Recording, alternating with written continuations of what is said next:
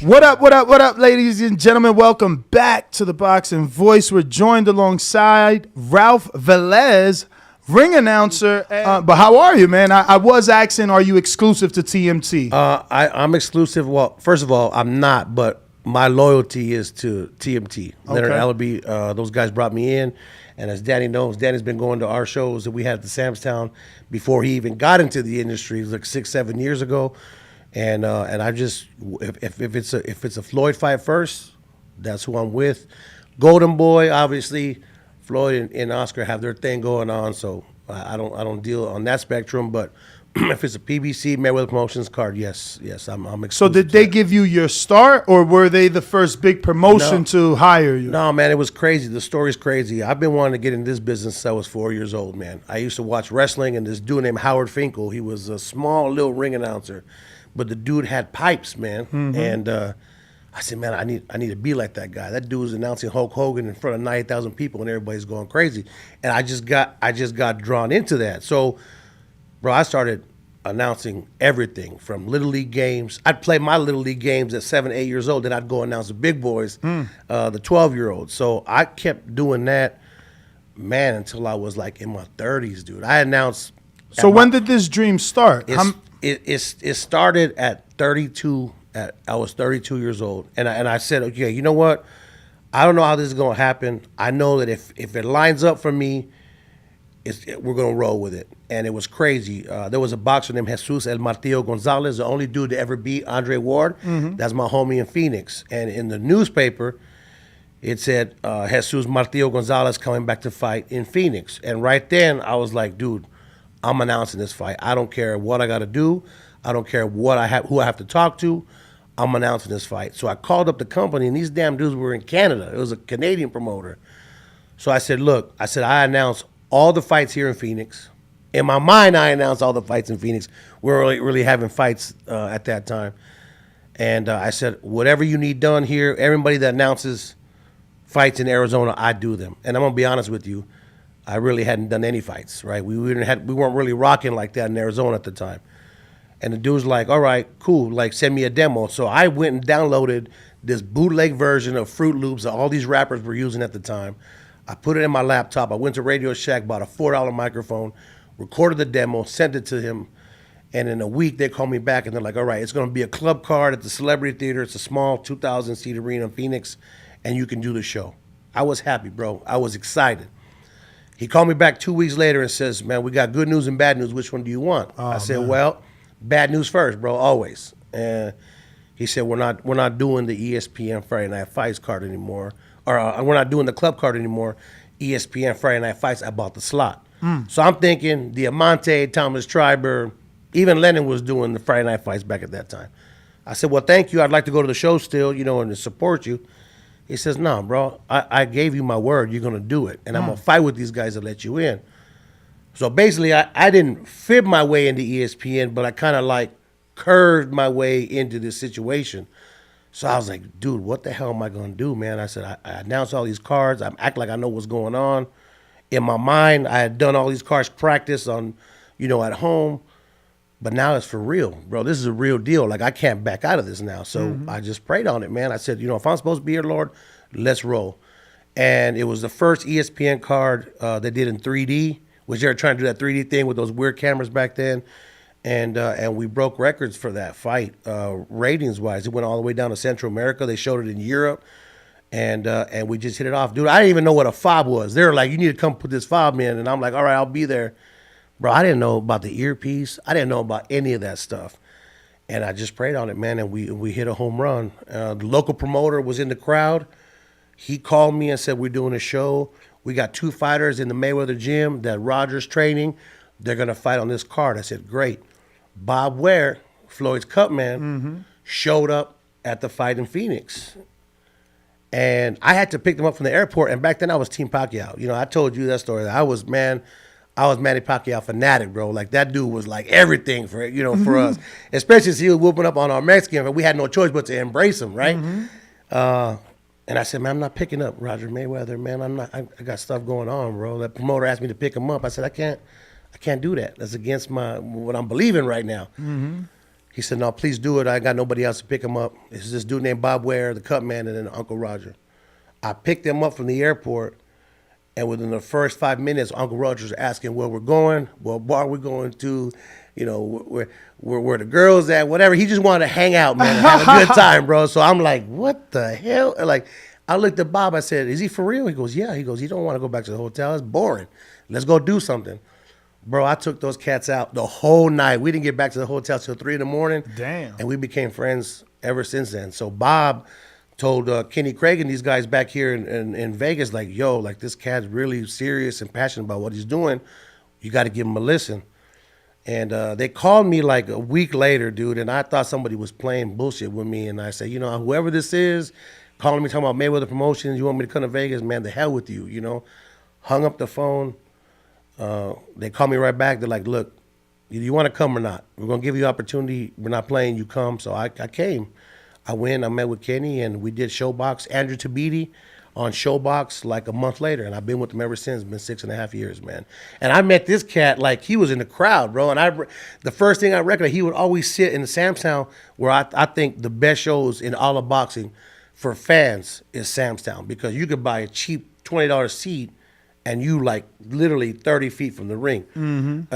And I would see this cat with his Sox hat on all the time. And one time I walked up to him, I said, man, you a Sox fan to the death. You always wearing this White Sox stuff. And he's like, yeah, man, I'm a big Sox fan or whatever. And I met him back then. And then he started getting into the industry and we became, you know, close friends. And first of all, before we even get into anything else, I need to apologize to both of you. First of all, I apologize to you like a man, because you said something on Twitter regarding Tank to Leonard Allaby, and I, as a friend, stepped in, overdid my boundaries and said something to you which was out of line, and I haven't apologized to you like a man yet, so I'm doing that right now.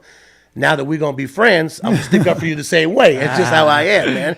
So I apologize for that. And then secondly, to you guys had me scheduled, I think, a few weeks back, and I had to cancel on you guys. So I apologize for that, because that's very unprofessional. So I apologize to you and apologize to the podcast as a whole. But, you know, we make mistakes. Apology accepted, and it's all good, man. Appreciate it. No, I never took anything personal. But, yeah, that's an amazing story, man. So now what? Because Mayweather hasn't really been doing any more Sam's Town shows. No, so we haven't. Are you looking to expand, or are you still waiting idle because you may get something? No, the thing of it is that I've done some other stuff for other promoters. We've done other network stuff. For me, when Floyd is done doing this exhibition circuit, that's when I'll go ahead and say, okay, now that we're done with doing all this stuff, I'm going to expand. So you announced? Oh yeah, I did the Dubai. Yeah. I done Japan. I'm going to Japan next week. Yeah. I do all his stuff. Whenever he does something. He did the Japan one when Floyd did the New Year's one. Damn, so you was about to be on the helipad. He was. Oh, I was. I went up there and announced anyway, and I put it out there. I said, you know what? It's on your Instagram. Yeah, it's on my isn't it? Instagram and my Twitter. I said, you know, I'm gonna be the only dude that's gonna do this. I said they canceled this shit, but I'm gonna come up here and do it anyway. So they let me go up there, and I announced, you know, Floyd from up there. That's crazy, bro. That if that would have gone through, Ness, I'm telling you, bro, that would have been epic, man. Dude, that shit. It's the first of its kind. So That's why I was so excited, because of that helipad. Did you still announce in Abu Dhabi? Yeah. Okay. Yeah. So what happened was that Wow. I was really disappointed because I mean, they canceled. We're going through it now. Obviously, with the Queen's I passing. heard about that today. They That's just terrible, officially man. postponed Yeah. this Clarissa Shields card. That's terrible. Like, we really were excited. I mean, we were there for a week, and I got to tell anybody that has a chance to go to Dubai in the UAE, you got to do it at least one time. It is the most unbelievable place I've ever been to. It was hot as hell. The humidity is terrible, but I was with Kenny Bayless, and that's my road dog, because whenever we do Floyd's exhibitions, they take Kenny, because Kenny's, you know, referee Floyd for years, Yeah. you know. But we get there, and I'm getting excited, and we go up there, and all of a sudden they're like, yo, like, we have to go home. I'm like, what do you mean we had to go home? They're like, yeah, the ruler just passed away. So all the clubs that DJ Bling, which is Floyd's DJ, had set up for all of us, that got canceled. No parties, no nothing. And I'll tell you, even when they say Dubai, you can't have parties, you can't. No, bro. Like, in the hotels, they wild out.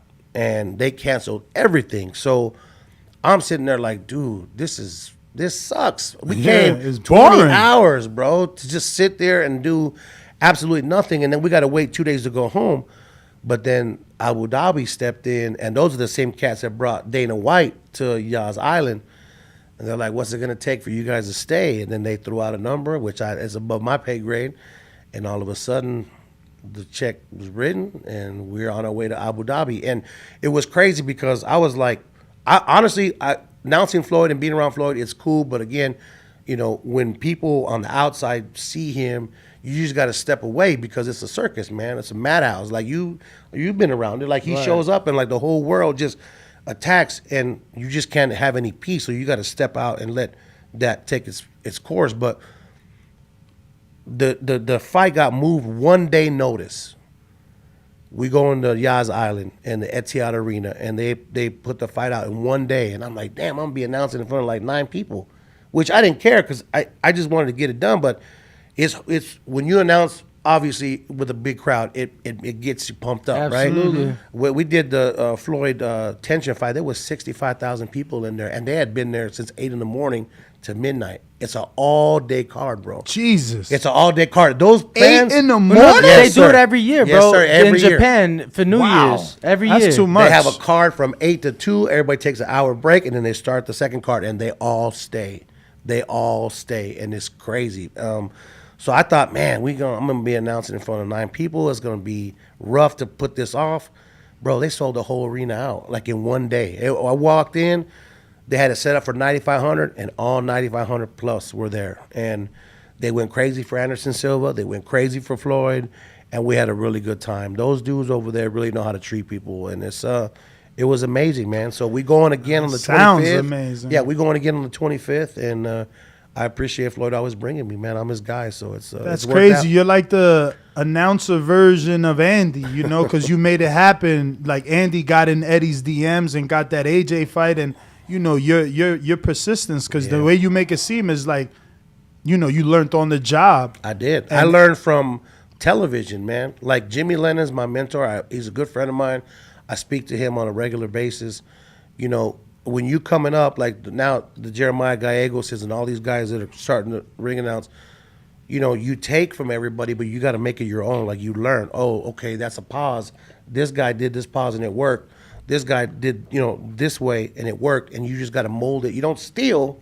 And Oh, well, I got to ask you then, what do you think about Diamante's Ralph Velez? Oh, yeah. Velez. You know, Dave is really cool, man. That dude outside the ring, you met him, Yeah, right? yeah, I mean, you yeah. guys all know. We all know Like David. he's just a cool cat, dude. So like, that dude's been around for a minute. long time, bro. I've been, since I'm from the tri-state area, I've watched him Yeah. work all the BB Dude, King he's a shows dude- for Lou DiBella. and he used to do Star Boxing, right? Yeah. And so if anyone deserves The Shine. the shine, if anyone deserves to be in that position, to be honest with you, it's him, because cats don't know he's been announcing for 20 years plus, man. You know, and he did whatever he could. He did the ESPN Friday Night Fights, the Star Boxing, never complained. Then he got a chance to go announce for the Brooklyn Nets for a while. So he's well-rounded. The double name, he does it because he honors the sport, because he's a real historian. Like, you talk to this cat, and you're thinking, this dude just smokes cigars and he's got his dreads with it. No, dude, like, the dude is smart. Like, he'll go back 20 years and say, well, this fight happened and this, and this dude went. And I'm just sitting there, and I learn something new from that cat every time I hang out with him. So I asked him, I said, you know, you get so much shit, bro, on Twitter for the double name. Do you even pay attention? He goes, I don't care. He goes, I do it because in the olden days, that's how it was done. And I feel that's the proper way to do it. So shouts out to Double D, man. That dude's all right. I don't know that I love it though. You know, it always confuses someone. Like the casual always turns to you like, why is he saying the name Yeah. twice? Yeah. But Yeah, I agree with the casual part, but I don't know. I like it in the sense You do. that, bro, for me, if I'm a fighter, it's like, especially like me in my situation. Look, hear me. I know, It's I like, know. damn, that last name, bro. It's like, put it out there twice. It's like, for me, your name is everything, bro. And that, like, my name means a lot to me. So if you're gonna say it once, you're gonna say it twice. yeah, That's but like dope. remember that he says Ralph Velez. That second Velez or the second last name is never the same tone. Yeah, like- it's always high, low. I know, and I get you on that. Like for me, I always put a huge emphasis on, and maybe one day, you know, this cat can pull up a video or whatever. Like even What? You ain't giving us a live before you go? Yeah, I'll give you. I mean, I gotta wake up. You guys have been doing this, you know. What you want? Coffee? We got coffee. Nah, we I'm good. got energy drinks. Yeah, I'll get you before we leave. But on the real, like the last name for me, especially for Latinos, it gets everybody riled up, you know. And that's just the way I do it, and it seems to work for me. And for David, that's the way it works for him. And it's crazy because everybody has their own style. Like Lupe Contreras, he's real chill all the way through, just real chill. Jimmy Lennon. Bro, Jimmy Lennon don't even strain his voice, dog. Chews gum while he announces, dog. Chews gum. I said, Jimmy, you chewing gum? He says, yeah. He says, you saw that? I go, yeah, I saw that. I'm watching you, bro. Like, you my teacher. I'm watching you. So everybody has their own style. Like, you know, Buffer, over the years after he had his cancer scare, he's really toned it down. He's real chill now and only does, like, select pay-per-views, but he can because he gets that paper whenever he does it, you know? So... And I feel like it kind of makes us appreciate Buffer a little bit. Would you say that, you know, obviously you know the history of the announcing. Who would you say really put the ring announcing like on that level? Would you say it was Buffer or who would you say? Well, yeah, I mean that, you know, his story of sitting at home at 30, 40 years old and he was a model at that time, bro, and he just like his kids were like, Dad, you could do that, and he said, I can, you know, he was kind of questioning himself, and then he tried it out, and like, you know, he had weird shit, you know, his taglines, man your battle stations and all this other shit. It just didn't work, you know, and he took from Muhammad Ali. He admitted, like that, he said, Rumble boy, Rumble. He said, I'm going to use that, you know. Like mine, it's time to shine. I ain't going to lie, and this is breaking news to the world. I took it from the Pine Sol lady. That Pine Sol commercial, that, you know, shine, baby, whatever. I said, it's time to shine. I go, that'd be kind of cool. And I tried it out. So I got shouts out to the Pine Sol lady in the commercial because I got it from there. You know, everybody takes from somewhere and just makes it their own, you know. And some taglines are good. And like, you know, like David Diamante, that 5 stars now, he barely started doing that. But it seems to work for him, you know, and he gets a pop from that. You know, I always tease him about his hair. I said, one of these days, bro, your dread's going to get caught in that ring rope and you're going to, you know. and he just he laughs about it because that's part of his image at this point. Yep. And it's so long, bro. It's crazy. I almost feel like it stopped growing because I feel like I've never not known him with that long ass hair. And you know, you might think it's not as long because sometimes he wears it in a high ass man bun, but when that shit comes down, oh no, I wonder who does that. I know he don't do that shit himself. He's got to have somebody do that man bun for him. That's kind of hard. Or maybe he does. Maybe he does do it. I'm gonna have to ask him one day. I'm sure he does it himself, man. He's had that hair, like you said, as long as you've known him, man. So yeah. And it's been a minute because I remember before he got that big opportunity, it was like him. Don't help me. Oh my God, it's so sad. All right, fuck it, help me. Who? PBC guy. Ray Flores. Ray Flores. And another announcer. It was so strange. 3 Michael announcers Williams. at the Barclays Center. And, you know, we had that conversation. Ray's always really cool with us. So Boxing Voice, he sat down. You know, they give out food in the Barclays. So we sit and having, you know, whatever we're having. And they start talking and we bring up announcing and who's going to take over. You know what I mean? And at that time, obviously, he wasn't working with Dazn yet. He's still with Lou. Lou's with Al. They doing them Barclay shows. You know, Ray is also with PBC, so he's there. And what did he say? What was his answer to that? Humble answer. No one wanted to say they were gonna be the guy to take over for Buffalo. So they were all there. You're saying they're all there at the same time. Yeah. So okay, me staring the pot. Course, I'm like, yo. So who's gonna take over for fucking Buffer? Like, which one of y'all think is y'all gonna be the next guy? And nobody stepped up. You know what I'm saying? To say, me. But inside they were all thinking it though. We all sure. You know, we all dream. But it's so crazy that that day to see now. Look at them like. Fuck, Ray is the man for PBC now, and obviously Diamante's the man for Dazn now. outside of whenever they bring in Buffer? Like, I'm sure Buffer's going to do Saturday. Next. Buffer's doing the social gloves, I think. Get the hell out of Dude, me. they hired him for the last one. No, and they hired him for the Jake. What was it? Not the Jake. The one we just saw. It was KSI. Yeah, the KSI. Yeah, I mean, dude, those guys got cash, bro. Yeah, they paying. They you paying. know? And that's the thing, too. And that gives you that big fight feel. When you got Michael Buffer, it's like, oh, No, this is real. I mean, bro, they brought him. Was last year the first year that the Raiders were out here? Yeah, they brought him. They brought him, bro. They'll bring him to the football games. They brought him and Bruce. They had them both out there. Which shout out to Bruce Buffer too. Like I'm gonna be real, I've never seen anybody sign so many autographs and take so many pictures with people. I know he does MMA, but that dude is a real cool dude, man. Like that dude is.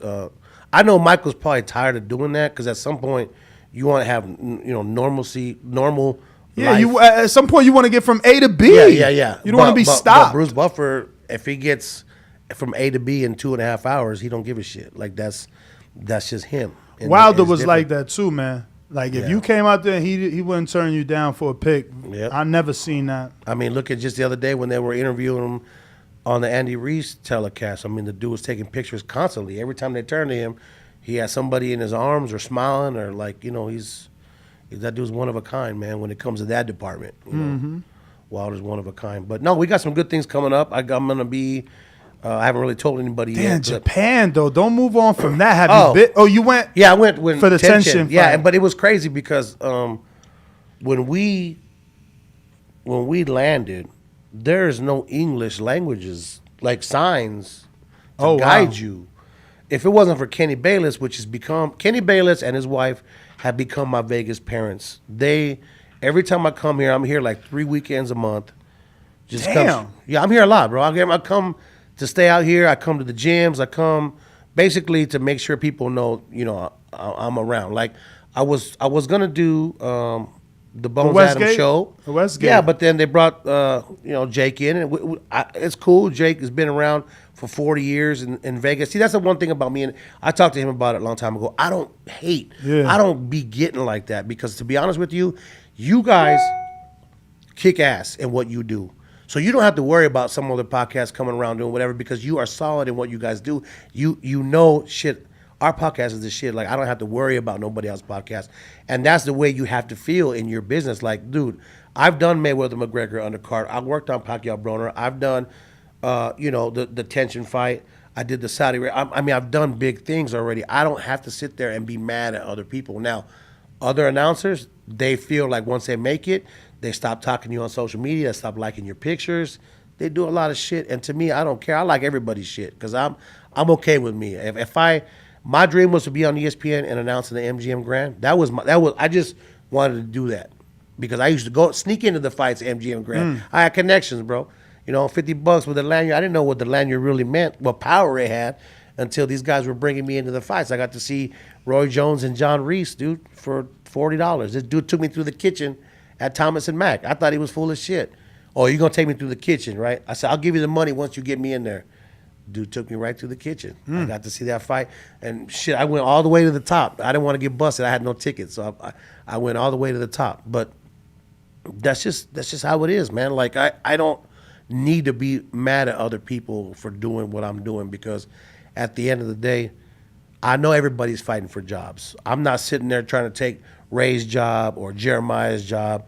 If it comes in my lap, then it comes in my lap. If Floyd says, okay, I'm done with you, I'm gonna use somebody else. Okay, cool. I've done what I've done, but I'm not gonna stop. I mean, we got this other Japan fight coming up. I'm gonna be in the ESBC video game. I'm gonna be a feature ring announcer. Nobody knew about that. That's the first time that I told Breaking anybody. news. I've been waiting for that because it's. I used to make myself into video games, bro. Yeah, now I'm good. Now they did it for you. Yeah, and it's gonna be Jimmy Lennon and Craig Stevens from England, and then I'll be the third and final one. So we got good things coming. I mean, I'm 43. I've been in the game 11, 12 years, and Kenny actually is the one that sat me down. I met him a few years back at the old Hard Rock, and he's like, "What do you do?" And my other referee friend, Wes Melton, was like, he does real estate in Arizona, but he's an announcer. Like he's been announcing for 3 years. And he says, well, how do you like it? I said, oh, it's cool. My friend's like, man, stop lying. Tell him the truth. I said, well, I feel like I should be doing more gigs. And Kenny's like, can I tell you my story? I said, sure. And people dog on Kenny Bayless sometimes because they feel like, oh, he's Floyd's, referee and he breaks them up too fast. But let me tell you a story about this cat. I'm definitely. I know, but I'm see, definitely a victim of that. I I literally said that this week, Yeah. and he's like, "What?" And I'm like, "What? You really gonna act like Kenny's not Floyd's ref?" Yeah, but he has a method to his madness when it comes to refereeing. He wants these guys to, and he told me, I want these guys to box it out in the clinches. That's why if you see him, he does a tap. He won't really engage in vocal if he doesn't have to. And he just says, people don't like the taps. I warn these boxers ahead of time that I'm going to be tapping you. I'm not going to be yelling at you. And so he has a method. I mean, the dude's probably one of the best to ever do it. You can't really hate on him. I mean, yeah, is there some fights that are different than others where maybe people make mistakes? Of course, everybody's human and everybody makes mistakes. But I didn't realize that he was out here in Nevada for 20 years as an amateur ref and an inspector, and they wouldn't give this dude a shot to be a referee. And he wanted to quit like multiple times. And he felt maybe it was racially driven. Why don't they like me out here? 20 years, man. Think about this. Like, say you guys did a podcast in your basement and nobody watched that shit. And for 20 years, you're like, man, I'm done with this shit. I don't want to do this anymore. And then all of a sudden you get a shot and your podcast becomes the number one in the world. Like, this is what happened to this dude. 21 years. And I'm sitting here bitching because in 3 years, I feel like I should be in Vegas working every show. But 21 years, and he was a licensed ref already? He wasn't a licensed ref. After 21 years, he became a pro ref. And I'm sitting there, I'm like... So what? He was trying? He was an amateur ref out here, and then he became an inspector. So those are the guys in the red coat that go and make sure, you're not giving these guys adrenaline or whatever. I said 20 years, man. But why... I'm so lost as to why he couldn't become a ref. Well, because they just didn't let him in. The Nevada State Athletic Commission. Yeah. Wow. 20 years. So it was a mafioso over there. So I just Floyd's recommendation got him in? No, I don't think so. I think he just, he started in the 80s, in the 90s, and, he'd been refereeing for a long time already. But I'm just sitting there like, how am I going to bitch for 3 years announcing when you... We got to get Kenny in this chair. Yeah, you got. I got to know what happened in that 20 years. Like, what was he doing outside of amateur refereeing? Teaching. He's a teacher. Teacher. He taught. He and his brother Kermit, his twin brother, were teachers. And ever since he told me that story, we've just been inseparable. Like he basically told me like, shut up, dude. Just do your thing and don't quit and put your head down and do what you gotta do. And that's what I'm doing, man. So shout out to him and his wife Lenora. They're really good people, man. So every time I come out here, they're like my parents. They feed me. And honestly, to have 11 years, 12 years doing it and have that resume that you have, you've been very blessed, man. Yes. Bull. I have, and that's why I don't get upset when these gigs don't go my way. There's a lot of things happening. Buffer and Lennon, those guys. I look at Jimmy. I'm like, Jimmy, when you going to stop, man? Like when you going to take a break? His schedule's crazy. That dude works more than ever now, know? PBC's rocking a lot of shows right now, and I have done some undercards for Brittany in the past, and whenever she needs me, I'll go work for her. But right now, until Floyd keeps doing what he's doing, man, we rocking it. Like I do other things for Floyd too. Like he's been to he does the Thanksgiving drive every year, feeds 1,000 families with a full Thanksgiving dinner. But we don't get no media out there. The media don't show up for that. Except he's been there a couple of times and he's covered it, which is cool. They do a back-to-school drive that I come out here for. They give away about 3,000 backpacks with a full school thing, and we really don't get no publicity for that either. That's just certain things that you just do. As I get older, Ness, I feel like my story in my neighborhood back in Phoenix, like there's a way out for these kids, and if you could just save a couple, man, that's what the focus is. It ain't even about I need to make this money, I need to be on TV. It's like, do I need to bring these cats some awareness that they can do whatever they dream of doing? If I did it at 32 years old, and I'm on pay-per-views, and I did David Benavidez and Ronald Gavril, my the very first title fight at the Hard Rock, and that to me is my number one. It's not even the Mayweather McGregor because David, I've known those kids. You remember the date of that fight? Yeah, it was September 9th. 8th or 9th. 9th. Today's the anniversary. 2017. 2017. Oh, okay. So we're 5 years away from that. That's how Actually, ironic. I think it was the 8th because it was a Friday. Yeah, it was the 8th. It was crazy because Jimmy Lennon got booked in Europe. And Kenny and Skip, he used to produce it for PBC. They're like, you want to do it? I'm like, hell yeah, let's do it. And it was crazy because I've known David, since he was a little boy at 250 pounds, bro. And for me to be able to do that, my first WBC world title fight, and I got my boy standing there across, it was ironic. I had Ronald Gavril, my Mayweather brother, and then my little brher across the way. You couldn't really ask. Bittersweet, though. Yeah, you couldn't really ask for anything. Well, it was a draw, more. So. Oh, no. No. Oh, David won, yeah. Yeah. A lot of people thought, a lot of people did think it was a draw. It was a close fight. It was a close, good fight. He went back and made it more definitive in the second one. But I got to tell you, Ronald Gavril, dude, like, not to get off the subject, but that cat, I told him, I said, I've never seen anybody take a punch like you take a punch. You stood up to David for 24 rounds, bro. 24 rounds. Like, I'd never seen anybody do that. I mean, at the second fight, he went to the hospital. I think he had a broken rib or something like that. But, we're blessed, man. We're blessed, and we continue to do the things that we do. And hopefully in the next 10, 15, 20 years, I'm 43. These guys are doing it. They're 70, 67 years old.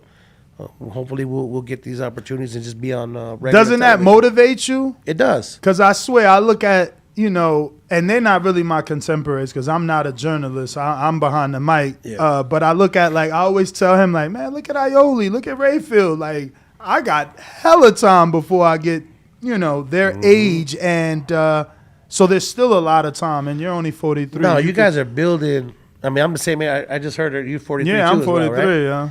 yeah. But you guys are building something really, really strong here. Like I seen him and what he's done, and you've been strong, for a long time. But to bring him in and for him being a fan, to like being so knowledgeable now, like it makes me proud because it's like you're supposed to be happy for your friends in this business, right? Some people do not get happy for friends leapfrogging or doing other things and being successful. I just don't understand it. That's why one of the things that I have a problem with, and I'm just gonna say it, just because I'm Rambling Ralph, and sometimes I don't have no filter. But sometimes people need to really be happy for one another, man. I'm happy for David Diamante. I really am, because he's grinding, dude. That dude's been grinding for 20 years, man. You gotta respect be the happy grind. for that. Like there's a pecking order here, and you have to either accept it or do dirt to get your name in there. And that's not me. That's just never been my type of shit to do that. And we respect everybody. I'm hosting the Nevada Boxing Hall of Fame every year now.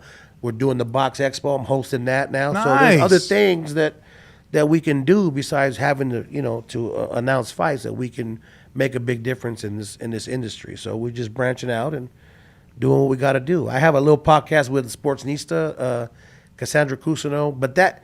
I got to hand it to you, man. It's really hard to be doing this every day. I mean, you have to make it your job. It's got to be your job. Otherwise, It's got to be a passion. Otherwise, bro, you I go tell hard for a people- couple weeks, and then it's like, shit, this shit just fizzles out, and then you're like, you're done. But that's the thing. I tell though. people it's not about going hard. It's got to be your passion because if not, you're just not going to have the same energy day after day to talk about the sport. But like for me, the reason I started was because I had no one to talk about it. My best friend, he's Cuban, so he knew a little bit of boxing, Cuban base. Yeah. And outside of that, it's like, who can you go to? Thank God Twitter was invented, and I found so many like minds. And then obviously the show was born, and I was able to connect with people around the world that are just as knowledgeable as me, if not more. Right.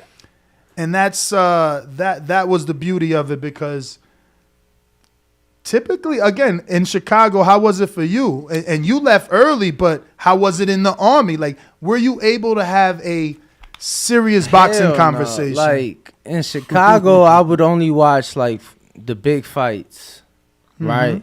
And then, like, I honestly feel like the first big fight I remember watching was Floyd De La Hoya. Like that was a great big fight to watch. I vividly remember. I was probably like 11 years old. I vividly remember me being the one person to root for Floyd because in your family? Bro, yes, because I just felt like the highlights and everything leading up to the fight they were showing, because that fight was a huge deal, right? I'm like, man, this guy's like so slick and nasty with it, right?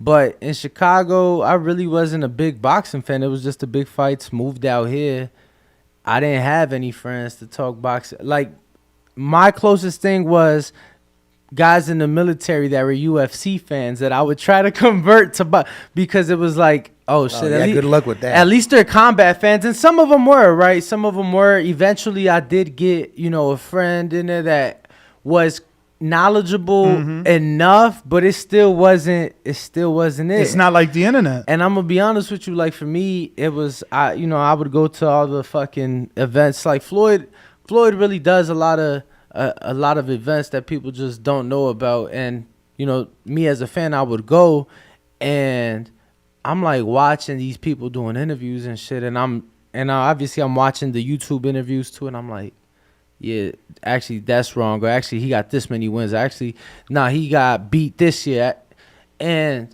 you realize they not doing it right, bro. And shout out to you. It was funny because Sean Zattel, he started with, or not started. Did he start with you or? No, he started with, I don't want to say Bleacher Report, but someone that was like Bleacher Report with an extra word in that. So it was like Bleacher something report. Okay. Yeah. But nonetheless, Sean had just went from the Boxing Voice to Fight Hype, and I knew Sean just from being around, and he was like, yo, reach out to Ness, man. He needs a guy in Vegas.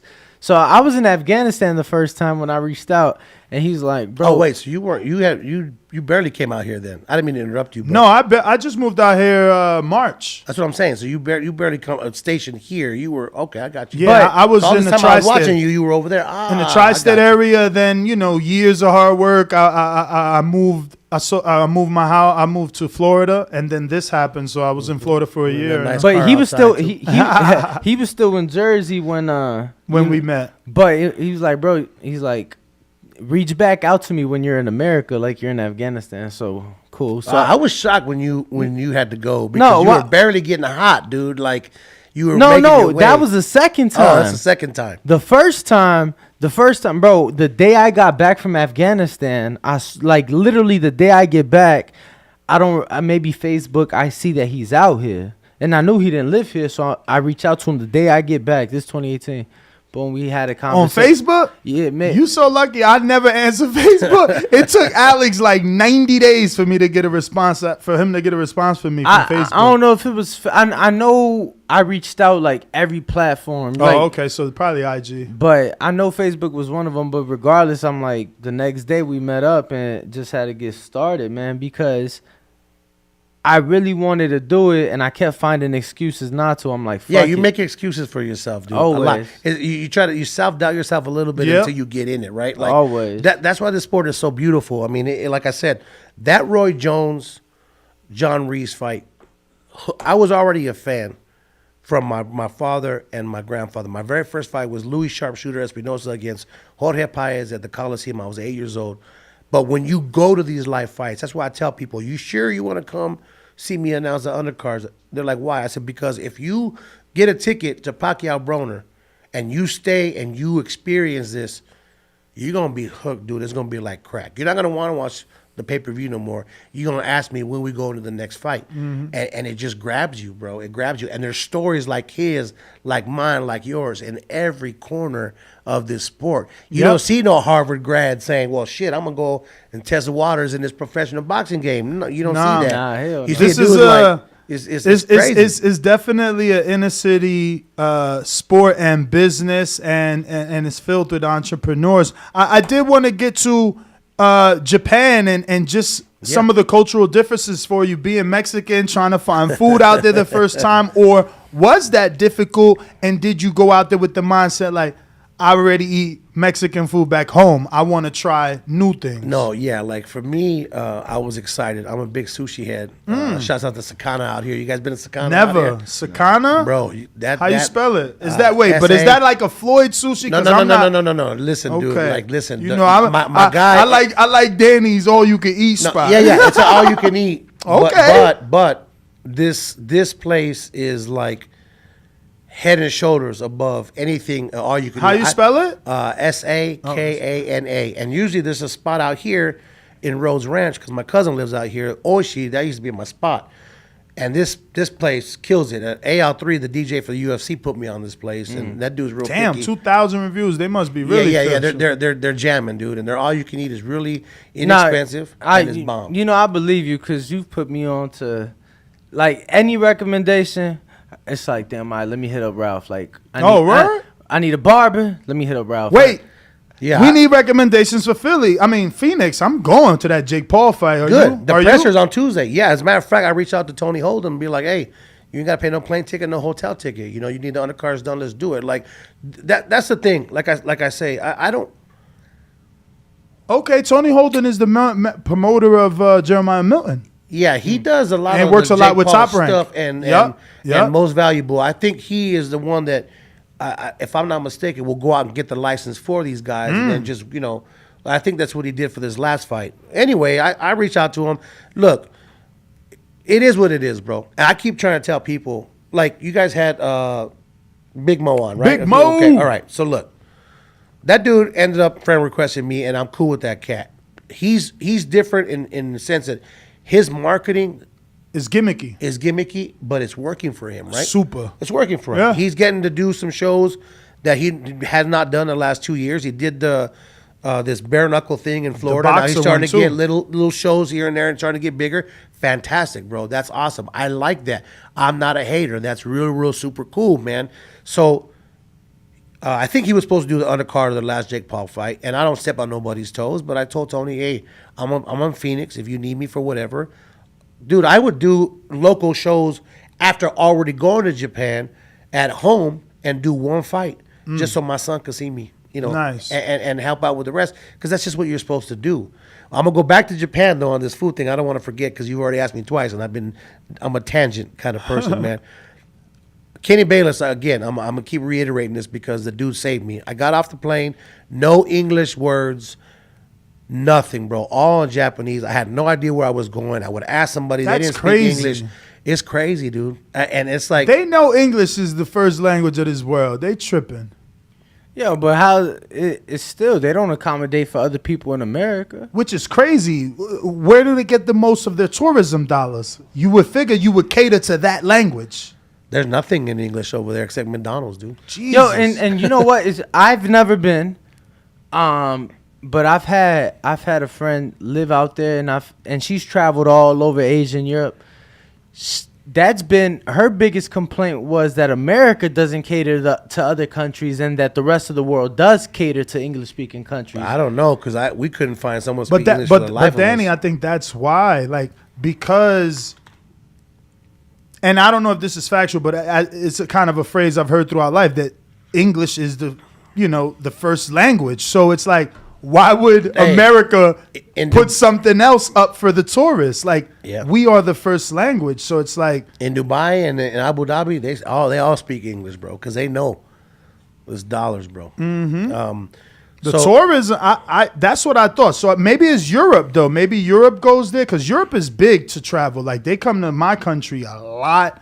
They travel a lot, Europeans. So I don't know. Maybe it's not Americans, but food and Kenny Bellis. It was crazy. So Kenny's like, I got this lady named Chisa out here. She's a representative for WBC in this area. She's going to take us out. He says, I'm going to take you to the hood. I said, we're going to Tokyo hood? He goes, yeah, we're going to go eat in the hood. Man, Kenny, it wasn't no hood. First of all, there's no garbage in Tokyo. You know, you get in a subway, and I'm not knocking New York, but, you know, it smells funny. It smells, and you know, people don't care. They urinate everywhere, the trash everywhere, whatever. It is what it is, right? Man, in Tokyo, you get in the subway, and if you throw a piece of garbage on the floor, your ass getting thrown in jail over there. So, spotless. The subway was spotless. The train, spotless. I mean, they just have a respect that is beyond what I've ever seen. They respect their elders.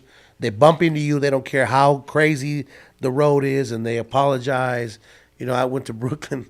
I got hit twice in the shoulder. I wanted to fight somebody because they'd be like, you know, fuck you. They just keep on walking. You know, that's just the way it is. But, yeah, it was a little rough, but I got to eat the best sushi and tempura that I ever had in my life. Nice. And it was in the middle of this little hood. Again, we didn't get a chance to stay very long. I think this next time I'm gonna stay a few more days in Dubai.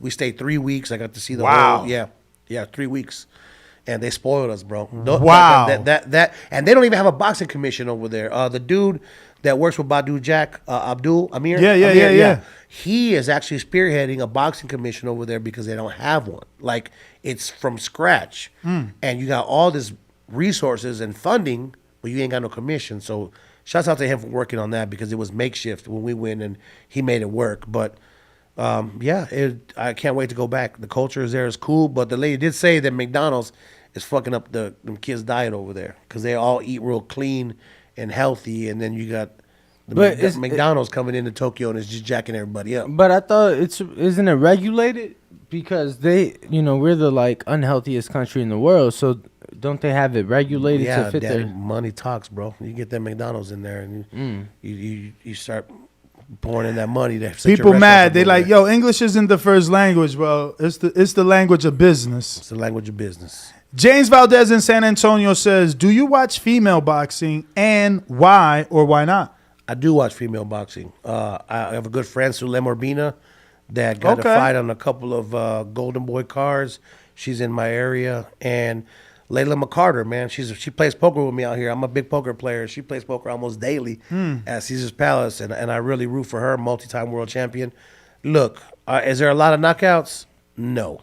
I got to announce Amanda Serrano's record-breaking title fight in Brooklyn.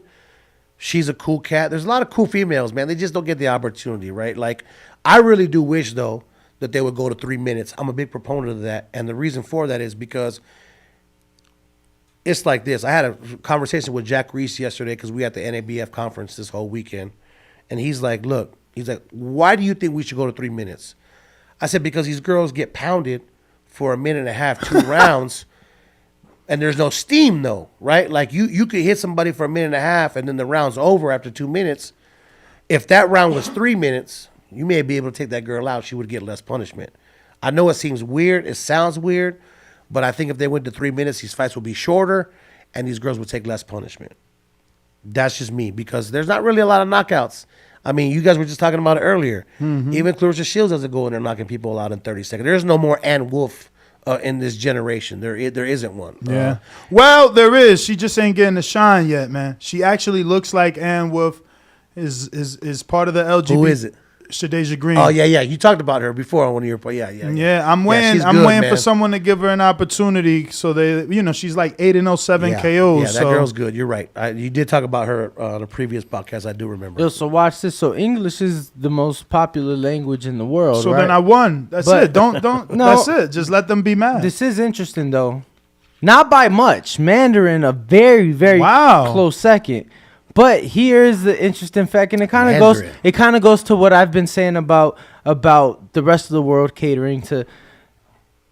More than double of the English-speaking population is non-native, meaning they second language or second more. Generation. So meaning basically they learned it for a reason, and I don't know. And look, dude, English, not getting off the subject, but it's a hard-ass language to learn if it's not your native language. I mean, I'm close in Arizona to the Mexican border, and I have friends they're like, man, it was so hard for me to learn this language. I mean, you got a word like two.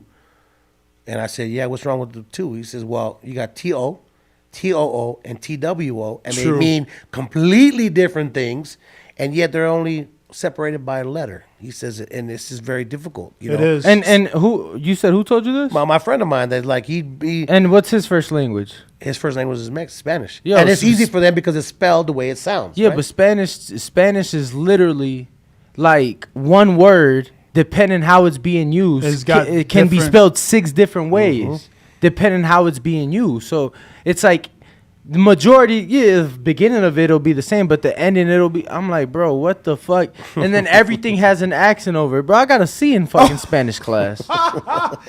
Yo, did you see the tweets between Baumgartner and McKellar? Oh my God, they too much. This is what I'm saying. I hate that this fight got postponed. I think you talked about it, but you didn't give us detail, Danny. I just want to say it really quick.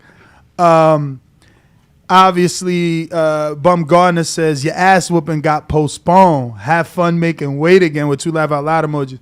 Michaela Man comes back and says, your payday got postponed. Have fun going back to being broke. Biatch. Alicia Baumgartner was in Phoenix.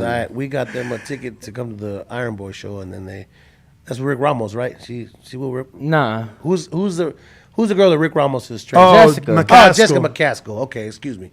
I misspoke, but Yeah, McCaskill. I don't know, man. I think it's even going to be even better now. Like this doubleheader is going to be even better now. But yo, did you see that the penciled in date, not official, penciled in though, is October 15th, which currently is Floyd's exhibition. So you're ring announcing. So no, our exhibition's coming up literally like in a couple weeks. We out of here like next week. I had to just send my last passport photo in because Japan's still closed, like COVID closed. What? Yeah, they're doing weird shit. They had to send me. I had to send over a new passport photo, COVID, with my Clear app thing. So yeah, we still doing craziness over there. Yeah, well, on the 15th, you got Haney Cambosos, Wilder Hellenius, Plant Durrell, Shields Marshall, Bear, and Mayor Bumgarner. So you're gonna go to Jake Paul. You're gonna come to Phoenix. That is my plans. You gonna come too? yeah. I mean, Good. if I'm he's- gonna take you yeah. guys. I'm gonna take you guys out. Yeah. You know, it's That's my crazy. I've plans. lived here all this time. I've never in my life been to Phoenix. You'd enjoy it. Never been. To And Phoenix. yesterday we had a Phoenix guest. He Yeah, that's said, my little dude. Bro, he said that the flights was $38. Yeah, that's Frontier though. They ain't gonna be like that next weekend. I try to bring my girl out here for Canelo? Vegas is smart, bro, because they know the little Mexican cats from Phoenix and California. They're gonna pay that flight, especially because they What, don't wanna they drive raised home. it? Yeah, it's like $300 one What? way. Yeah, one way. one way. Oh wow. My man just came for $38. I know. Yeah, Yeah, but you you gotta can think fly about over it here too. this weekend for It was a $38. weekday too. Yeah, Southwest Man, right now running a special. I'm flying out on a weekday. I'm doing fight week. No. I'm just saying if If I fly out, if because you're honestly, coming I'm for the struggling. fight, if you're coming for the fight like he was trying to do next weekend, bro, you come in maybe the weekend, so Friday. You know what I'm saying? If you come in Friday, But you know, Yeah, that's the mistake that people. Yeah, I know make. you talking about for them, like, but for us, you know, I try to get there Wednesday by the latest. Well, that's what I'm saying. That's a mistake that people make. When you come to Vegas now, you can't just be doing this Friday to Sunday. Nah, mess. you gotta gotta do- come Thursday to Monday. You might as well just do it. If you're gonna do it, just do it. especially if you do Monday, you definitely gonna get a cheaper flight. Leaving Sunday is tough because everyone wants to That's leave right. to get to work Monday. right. But if you're willing to sacrifice your Monday work, Oh yeah, you're gonna get a dirt cheap oh yeah, ticket. you gotta get dirt. You guys will have dirt cheap going over there, right? I don't know if I'm flying yet. Like I'm gonna be real. I Like, never smoke fly too over much, here, bro. I and- never fly over here when I come. From Oh, so you Phoenix. drive? Hell yeah. How much? How long is it? Bro, it's 4 hours. You Oh, know, no, by we're the time doing I that. get to the airport, I think 2 hours. I thought you told me 6. no, Tucson, Yeah, 6. Tucson 6. Tucson. That's where I've been. Okay. I've been to Tucson. Oh, you every- drove right through Phoenix and went. How straight to far Tucson? is Yeah, I was covering a fight in Tucson. Ralph? How far is going to be the Jake Paul fight from here? Is it 4 hours? It's or- 4 hours. It's actually no. right when you come into Phoenix. Oh no, in I'm busting Glendale. that down in the vet, smoking like Yeah. 10 Harim joints. Kidding me? I can't, man. I hate like renting. Like, look, I want to go see Shakur before he leaves, and I told him like I think we talked about it, and we have to leave like Monday, come back Wednesday, and it's like to fly over there, to rent a car, to rent a hotel, to turn back, man. But that trip might make sense to fly. Because we're not staying as long as we did the last time. I definitely want to try to get that done because his fight, he's about to leave to Newark the following week. Bro, I got the worst weed story that just happened to me What? last week. Well, you know, Bob Ware, he's got bad back, so he likes to, you know, medicate. And I guess he has his. Damn, I ain't know. I said, man. Oh yeah, I'm, no, it's big time. I'm gonna tell Bob today. And you know, man, I'm Yo, throwing shout this out, visit- shout out to Bob. You know, I know he got jammed up in fucking Australia, man. They, you know, Yeah, dude, that and was whack. and that situation. But you know, Bob, very quiet guy. Even if you around him, he quiet. You know what I'm Yes, saying? yes. And I've been I mean, not to the level of you, but I've been fortunate to be around him a lot. One of the best cutmen in the game. You know? Oh, you see what he did to Jake Paul's cut the last time? He didn't get enough credit. That cut that Jake Paul had was nasty, bro. And in a matter of 2 rounds, that cut was non-existent. Yeah. And I get happy for, you know, when my friends are cut, man, I get happy when there's cuts because then they get to show their work, you know? But this dude. You know, and for me, I get to see it. See, you get to. That's a great example of seeing the work fight night. I get to see it in camp, you know, and I get to see him work with top level fighters or fighters who have injuries and help protect their hands, you know, with the work that he does. So well, this asshole, he's one of my best friends, but I gotta, I'm gonna put him on blast here real quick now that we're talking about the subject. So he had this brand new, this gravity bong thing that. Oh yeah, I've seen it. Okay, I've only heard about dog. Don't fuck with it. Dog, no. Too much. Look, I don't smoke, right? I said, you know what, my back hurting too. Let me try this. He said, it's just the vape, man, the smoke. Just inhale it. Dude, I felt like I got hit with a Mike Tyson uppercut, left hook combo. I swear to God, dude, in 2 seconds, I couldn't even walk. And I don't smoke. All my friends that are watching, you guys know I don't smoke. And I just, you know, my back was hurt. I said, I'm going to try it. Bro, I was sick for like 2 hours. I thought I was going to die, dude. And I said, never That's because you again. don't smoke. Well, That's no. why. I mean, I see these videos of like Wiz Khalifa taking these big inhales. Dude, you bro, can't look at Wiz. No, you're right. Hey, You're right. You're right. Come on, bro. That's like okay, right now. Give him a bottle of Dos Artes, and then you guys just go Dos shot for Artes, shot. dude. You guys just go shot for shot. Nah, Dos Artes Yo, is my favorite, you take bro. 20 shots, he takes 20 shots. You'll be a lot better than he is. He don't drink. Yeah, you know what I'm saying? You got the tolerance for But it. you just take one little inhale. You don't think that your whole world's gonna come to an end when that happens. He had me on Bambi legs in 3 seconds, dude. Damn. And I'm just never gonna I mean, shouts out to him, but man, the hell with him too, man. No, Lil David, you guys had it here yesterday. I gotta tell you, in the gym that I work out in, he's in there daily. When he tells you that he works out, firsthand, I gotta second voice that. The dude is a little killer, and he works out constantly. I got to see Dylan fight the other day at the Nevada Boxing Capotillo. Hall of Fame. Okay. They did the Green Belt Challenge. They got to announce his little fight. Yo, they bring Dylan out like he's Manny Pacquiao, bro. No, bro, He he's had a like star. 1,000 people behind him. He's a star already. It's crazy. insane. I know Top Rank is gonna sign him because It's of Jorge's crazy. connection. It's crazy, He's man. Bro, he's a if- star. If I'm not Bro, he got like 100,000 followers. if I'm not mistaken, you know his wife. I'm pretty sure his wife still works for Top Rank. Oh wow. Like I'm pretty sure because I know she was working Oh wow. Doing like what? doing the travel for all the Spanish speaking fighters. Oh okay. Yeah. She's like the booking agent. Right, The right. Brittany of Top Rank. For the Spanish. Yeah, for the Spanish fighters. so. I got my producer being a hater, and he says, as a ring announcer who probably values getting people's name right, could you explain why is it so important? Also, could you help Ness once and for all how to properly pronounce the name Eminentus Stenonius? Thank you for your help. Eminentus Tedonius. All right, first of all, Ralph. I'm probably killing First it. of all, Show him if you want to show no, him. no, no. I'll show him. But first of all, can you explain when you have a fighter who maybe you've never pronounced that name, you may not know, how do you learn to pronounce their So name? what I do is a little bit different than almost all the ring announcers. I learned from Bernardo Osuna 3 years ago. This cat, even if he's not doing play-by-play, you should see my man's notes, bro. He shows up with a book full of notes because one time Joe Tessitore got sick right before a fight, and they threw my man in there to do play-by-play. And he says, I will never, ever, ever in my life be in that situation. Unprepared. So he makes notes, and the dude like is super prepared. So he's like, just show up early. So I show up at the weigh-in, and where the commission, when they check in, I sit right there. And I said, hey, how does your mama pronounce your name? Is it this or is it this? How do you really pronounce your name? Like Nonito Donaire is not Nonito Donaire. It's Nonito Donaire. And that's the way you're supposed to pronounce that name, and nobody does it. Like, I'm off the cuff, dude. I pronounce a Filipino name like their mama does it, and Mexican Okay. like their mom does. Like, So there is a difference because not just him.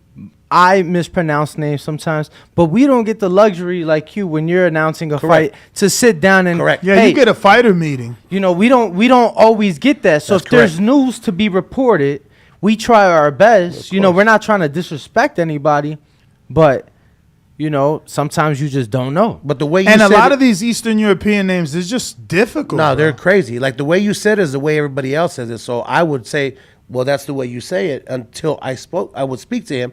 But a lot of those fighters don't want the problems either. So they just say, yeah, whatever. Whatever. Like, That's fine. Like Donite is okay with being pronounced Donito Nair. He doesn't say anything about it. He just said, well, shit, everybody's doing it. I might as well just let it go, right? And that's what happens. So, yeah, I have to look that one up. I have to get back to you guys on that and do a call in on that because that. So I'll pull him up for you. He is WBA regular champ. He just coming off the win over Butayev. So he is technically in line for a title shot at welterweight. Obviously, those belts are.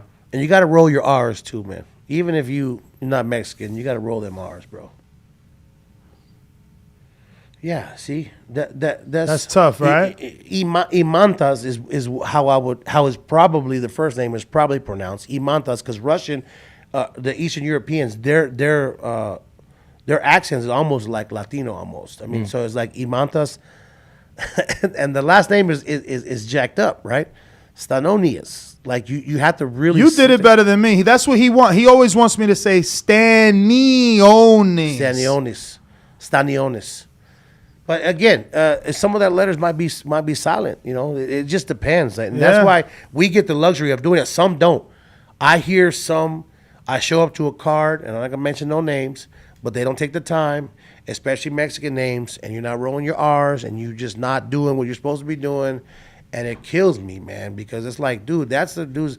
They may never be able to get on a broadcast again. They may never be on Showbox again. They may never be on a PBC card again. Like, why would you not take the time to really? Let me ask you this, because I've always wondered this too, you know, and I think that sometimes this, and I mean no disrespect to any ring announcer, Me but neither. I think sometimes this is gets messed up more than the name itself. But who tells you where to say the city? Because I feel like sometimes the proper city isn't represented, and I'm like, Okay. how does that come up? You know, I know you guys aren't. Maybe BoxRec. Yeah. So what They're using So BoxRec. what they do is they'll go take from BoxRec, and then they'll say, okay, is everything right here?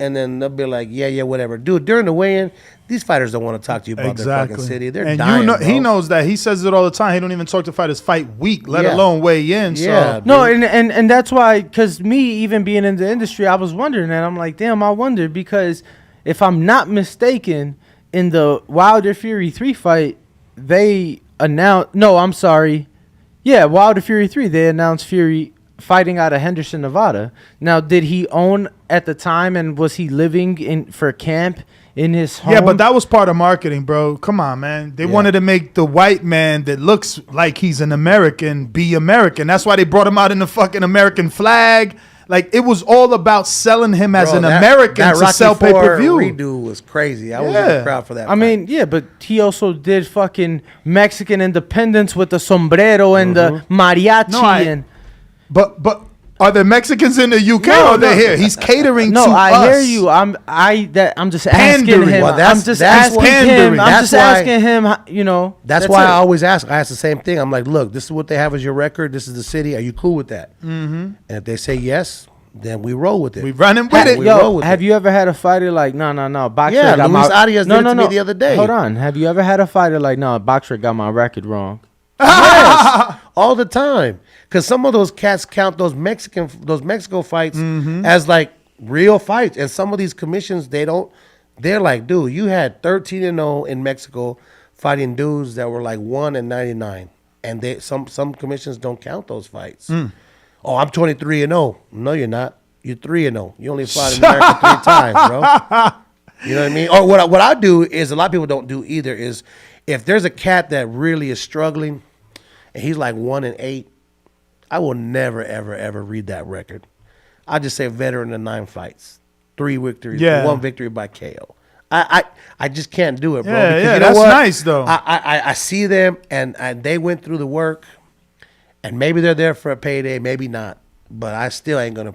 And put them look, on journeymen blast are like that, needed, bro. Of course. You know, they're not meant to win fights. They're Talk- meant to give rounds. I talk about, and I know obviously mistakes happen, but I know you've caught it because I've caught it when a ring announcer gives away the decision before saying the name. Yeah. You know, sometimes it'll be a split decision, so it'll be like, and they give it away by like overruled by, and you're like, Yeah. Well, I do the overrule too, and actually sometimes I only do overrules on like the first judge has a draw, right? Like you're supposed to read it. Yeah. When you got a majority decision or a majority draw, you always read the score that's fucked up, excuse my language, first, right? So you read 95, 93, overruled by judges, blah, blah, blah, blah, blah, who have it 94, 94.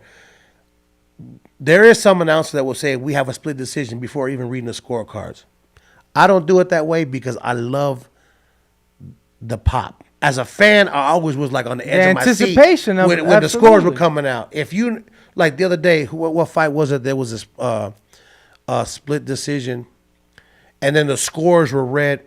I think it was the Andy Reese fight where the two of the scores were just, you know that because Luis Ortiz got knocked down 3 times, that there's no way he could have that score. So you already knew, okay, it's done, right? I try not to do that at all. Like California has a weird rule where if it's a TKO, they count it as a knockdown, a KO, automatic. They don't give TKOs in California. So you get people like, man, it's a TKO. Nah, bro, in California, it don't matter. It's a knockout. So you get shit like that. Like you get people coming up to you, like in the middle of you announcing, like Luis Arias, they have him as Boca Raton, Florida, but the dude's like, I'm from fucking Milwaukee. And that's my dog, bro. So he is from Milwaukee, but he moved to Florida to train with John David Jackson. That's what I'm saying. And it changes. Like, I'm like, bro, this is where you at. You get mail here, bro. This is what, this is what's on the paper. We asked you. You didn't say nothing. Yeah, see, and it's funny because granted we're not fighters, totally different, but bro, my man just moved here in March. He's like, I'm a Las Vegan. Bro, I rep Chicago to the day I fucking die. Like, I'm a Las Vegan. Fuck all that shit. Where I'm at is where I'm from, especially if I fell in love with the location is better for business. Like, I'm not going to be mad Well, at no, that. like at Abu Dhabi, they announced Ramlin Ralph from Las Vegas, Nevada. I didn't say nothing to it. It's just, you as a Vegas ring guy. announcer, you want to be from Las Vegas. Of course. So that's why I live half of my life in Rose Ranch, right up the street, because you got to be here, man, And that's why I think, you guys setting up shop here is really good business, dude. Like, I told them, you guys have a beautiful place here, man. And Appreciate shouts out it. to you guys, man. This is probably the nicest podcast studio I've ever seen in my life. So Floyd stopped by, man. We're looking for an investor to turn it into the boxing UFC man. center. Yeah, it's crazy. It's a lot of people don't understand that, man. And like I said, before I started working with him, I was like in the masses. Oh, this dude be running. He don't know about that. No, you see him fight live, and it's defensive wizardry. The dude knows what's going on before that other opponent even knows what's going on. Totally. And I've never seen anybody like that except probably Roy Jones in his prime or Pernell Whitaker or something like that. But at the end of the day, when the cameras are not around and you go to Girl Collection or whatever and he's just chilling, bro, he's the nicest dude in the world. You got any coupon codes for Girl Collection? You go with me. Let's just go. Any half offs on them lap dances? yo, Ralph, a couple things I wanted to ask you. Shit that I've never asked you before. Yo, it's funny. Just remember. Yo, you remember we made that $1,000 bet on Kayla versus Benavidez? Yeah, It still ain't happened. I know. Bro, we made it. We was so fucked up. This is the first time I ever ordered liquor off Uber Eats. I didn't even know that was a thing. Shout out to I don't even drink no more, champ. It's crazy. You don't drink no more? Not really, like, Dude, and you're working your ass off, dude. Nah, bro, all diet. That's what I'm saying. Yeah. That's what I'm saying. Like, that's still work. Yeah. You pass by. Fuck, there's so many good shit out here to eat. That's Hell why yeah. Yesterday, my wife had fucking hamburgers, and I'm like, all right. So you on the grind too then? Yeah. Oh, Good. No, but I'm in spot. Tell your story. Yeah, no, I just wanted to ask you though, has there been a moment or something where you like caught yourself fucking up as you're announcing? And Yeah, and the cool thing is that only really ring announcers know when you fuck up. And people that know what's going on. Like, there's been plenty of ring announcers lately that have been like, I'm like, damn, bro, you know. And the most recent one that was real big, that was kind of huge, that everybody knew, was when Jeremiah read Gabe Rosado instead of Daniel Jacobs. That was massive. Even Dazn made fun of that whole thing, and I felt bad for him. But at the end of the day, you know. Let me interject. Is that a setback, like a fighter taking a loss? Do you? I don't does your know. pay reduce? Is it harder to get jobs? You make a mistake You on know, that level. He made a big apology, and I like him, and I messaged him. I'm like, bro, don't make an apology. We all mess up, dude. We've all messed up. My very first fight, that ESPN fight, I messed up at the end, and Teddy Atlas read me a new asshole right on TV, bro. Really? Yeah. I said, What'd he say? What'd he I say? said, I meant to say current NABF champion, and I said future NABF champion. And Teddy Atlas was like, oh, so what does the announcer know that we don't know? What the hell's going on around here? It's like these old Tyson fights when, you know, it'd be like the Harlem Globetrotters against the Washington Generals. Like, what does he know that we don't know? Blah, blah, blah, blah. And then Dan Rayfield picked it up, and I never got an apology from him, because what I meant to say was the future, like that was what they were calling him, the future, and then NABF champ, and I said it all in one, and it sounded really bad. And Dan Rayfield talked so much shit about me that day, like amateur bush league, blah, blah, blah, blah, blah. That was my first time, bro. So I had to take all this shit. And that was when Twitter was barely starting.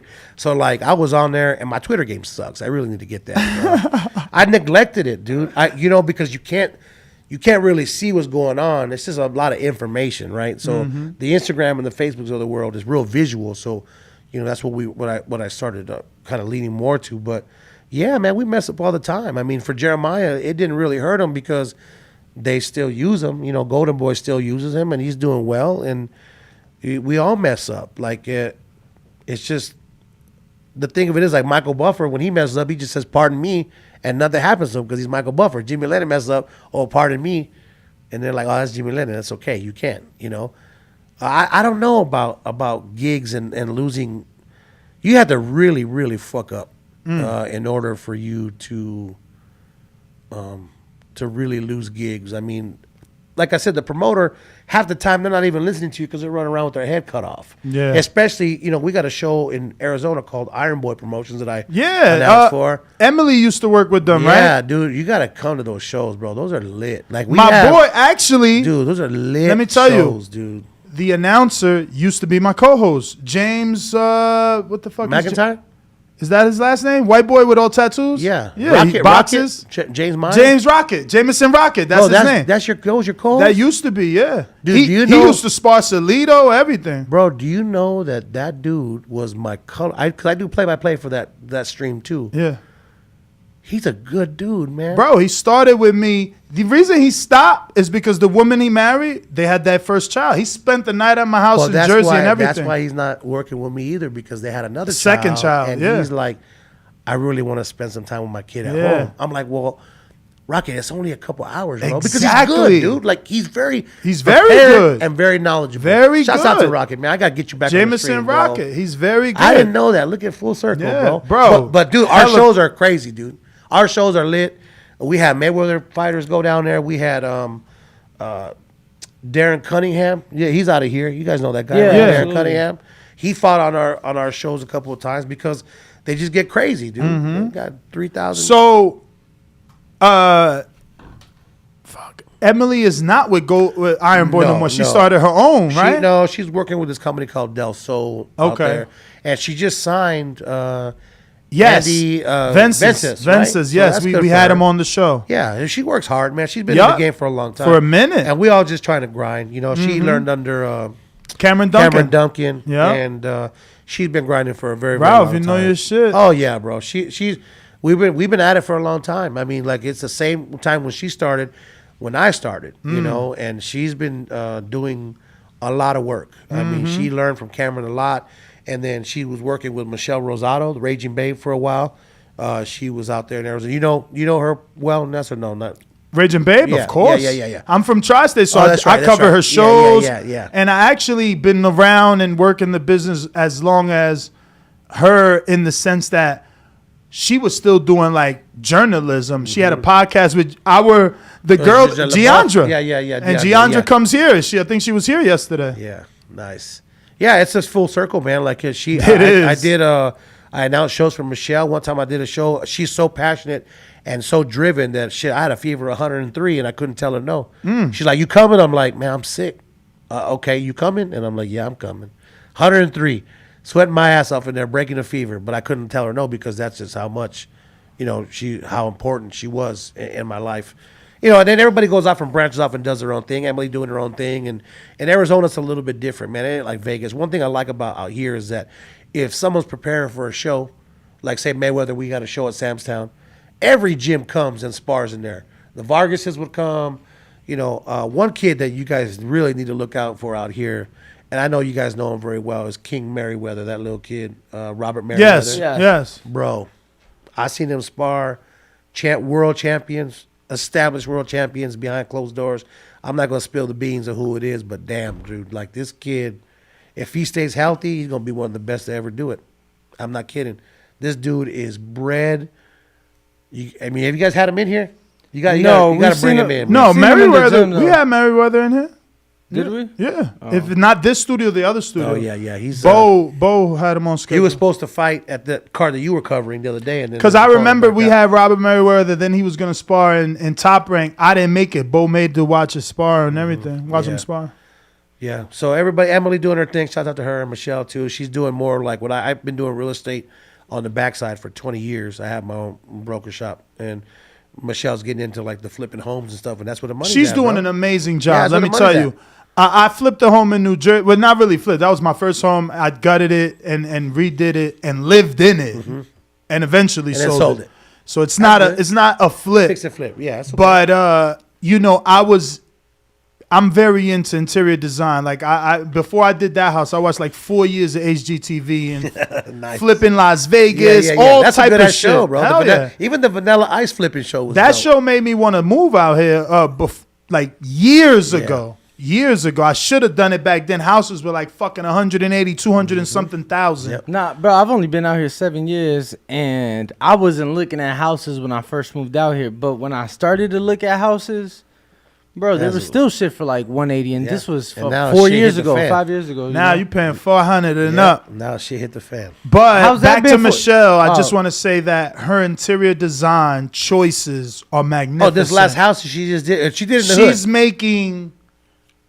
She's making like 5-star luxury style bathrooms.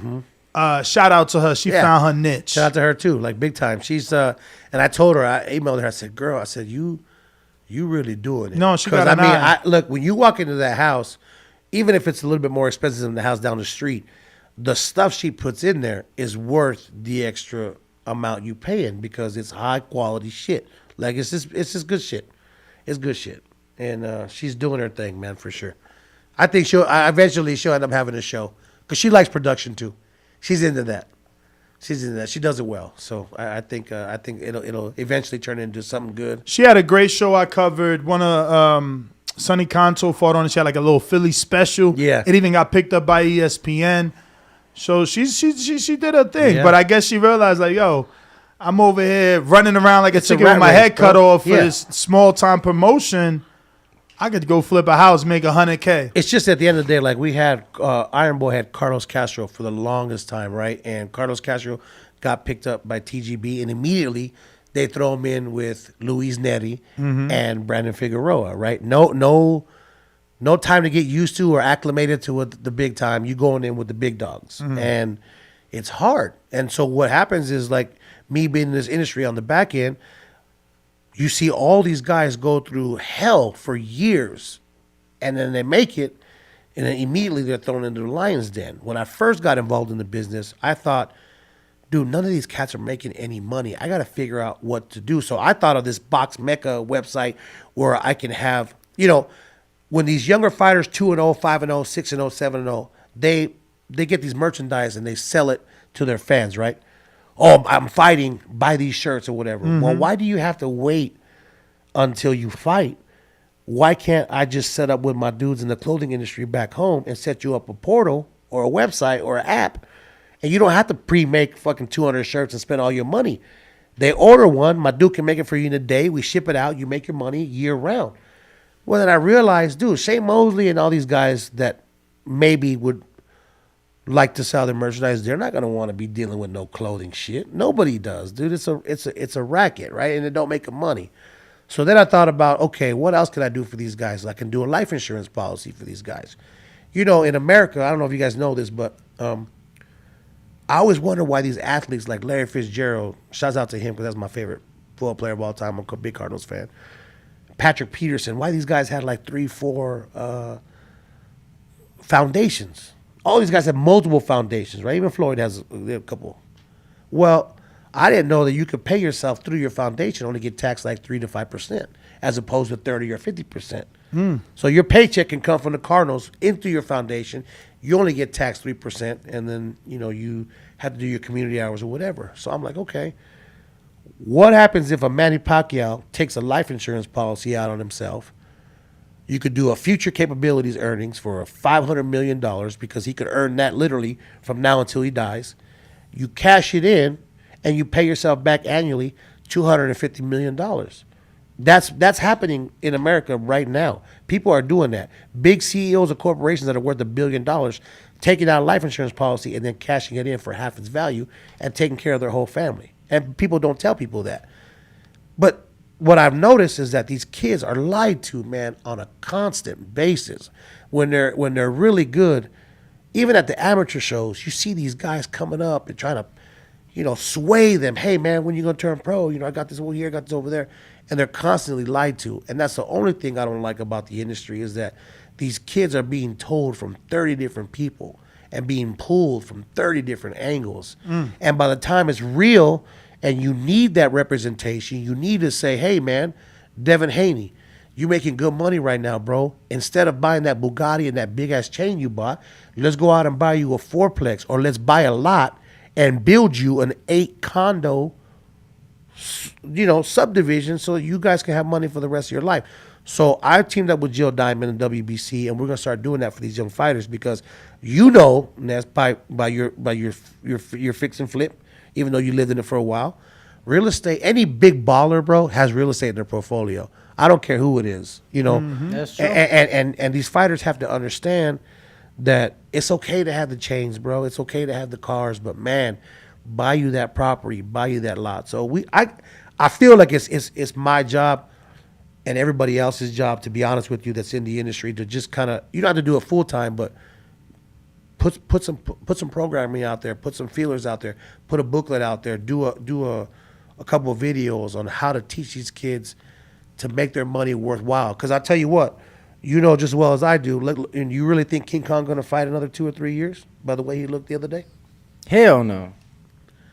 What are you done with your money, King Kong? Like, did you buy stuff? Are you good? Because from one day to the next, your shit be over in a heartbeat. These guys just get used by these promoters and I'm not trying to be an asshole, but you don't never see them again. You'll never hear from them again.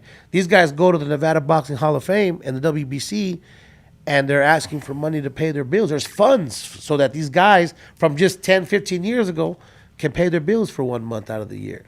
That should never happen, bro. There's no 401k, no retirement. So that's my next big thing, bro, is that we gotta see if we can give back to these guys. So we in a bunch of shit.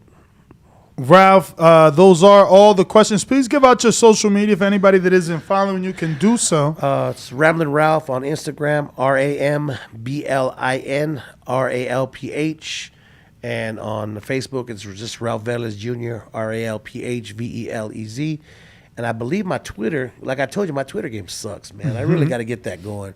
I think it's Ramblin' Ralph MC. I'm gonna be rude and check real quick, but I think it's Ramblin' Ralph MC. So we try to make it better. I'm on Twitter a lot more now, but man, I'm way behind. You guys got that shit going on. My Twitter game is terrible. So yeah, man. Well, all right. Family, don't forget to hit that like button. Subscribe to the YouTube channel. Help us get to that 1 million subscribers. We're on the road to 1 million.